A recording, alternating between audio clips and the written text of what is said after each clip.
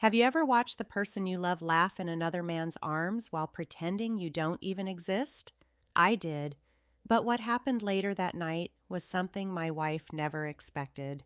The moment she looked across the crowd and saw me leaving the party with another woman, the smile on her face disappeared instantly. By the end of the night, she was the one begging me for answers. My name is Ethan Carter, and for 12 years, I believed my wife Olivia and I had the perfect marriage. We lived in a beautiful suburban home, had successful careers, and seemed happy to everyone around us. But appearances can be deceiving. Over the past year, Olivia had changed.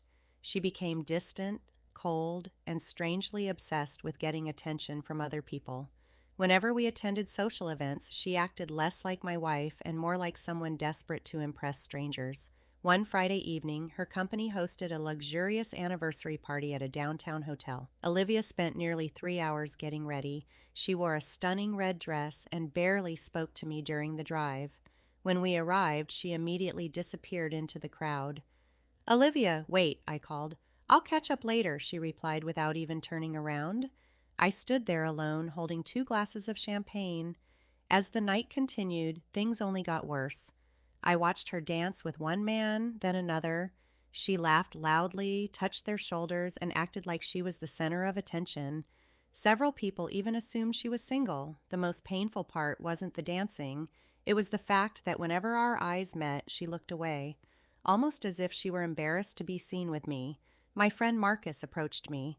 "Man, are you okay?" I forced a smile. "Yeah." "No, you're not." I looked toward the dance floor where Olivia was spinning around with one of her coworkers. "Maybe I'm finally seeing things clearly." Marcus sighed. "You deserve better than this." His words stayed with me. Around 10 p.m., a woman approached our table. She was elegant, confident, and probably in her early 30s. "Excuse me," she said, you're Ethan Carter, right?" "Yes," she smiled. "I'm Victoria Hayes. We met years ago at a business conference." Suddenly I remembered. Victoria had become a successful entrepreneur and owned several luxury boutiques across the state. We started talking. Unlike Olivia, Victoria actually listened. She asked about my life, my work, and my interests. For the first time that evening, I felt respected. An hour passed quickly. Meanwhile, Olivia continued dancing and flirting around the room. Then something unexpected happened. Victoria glanced toward the exit. "I need to leave soon," she said. Would you mind walking me to my car?"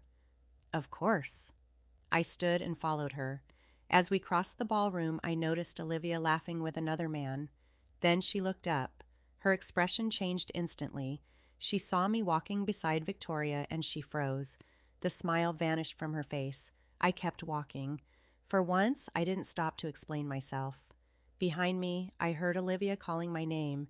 "Ethan!" I kept moving. "Ethan!" Now people were staring. She rushed through the crowd and grabbed my arm near the hotel entrance. "Who is she?" Olivia demanded.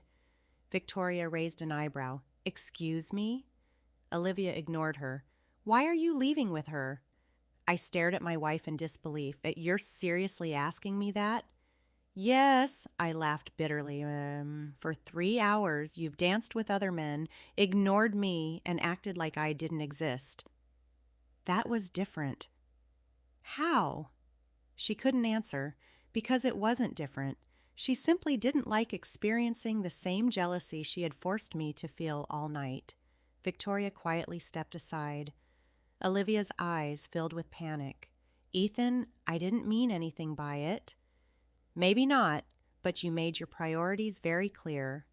For the first time in years, I saw genuine fear on her face. Not because I had cheated, I hadn't, but because she realized she was no longer the center of my world. The drive home was silent. Later that night, Olivia sat beside me in tears. "I've been selfish," she admitted. "I know. I thought you'd always be there, no matter how I treated you."